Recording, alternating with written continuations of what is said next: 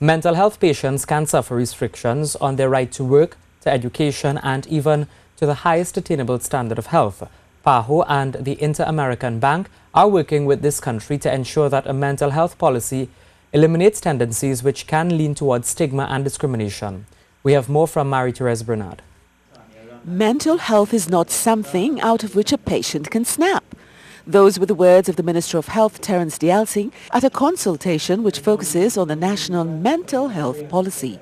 He says better care for mental illness requires both soft and hard factors.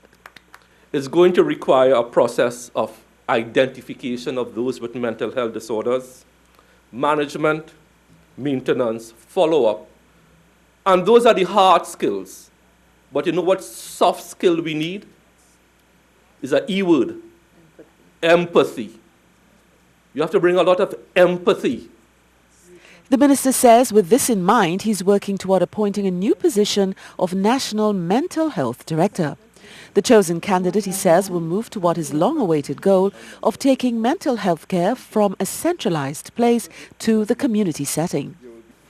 That is my goal, that is my hope, that is my wish, that this Director of Mental Health will execute the ministry's strategic plan of decentralization of mental health. He says this international best practice goal moves mental health patients away from discrimination and stigma as understanding of the illness grows and care takes on a progressive slant.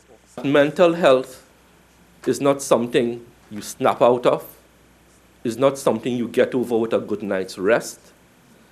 We need to take how we treat mental health from the dark ages and into a period of enlightenment. PAHO and the International Development Bank, the minister says, are committed to cutting down the statistic of 73.5% of those who do not now receive adequate treatment. Marie-Therese Bernard, TTT News.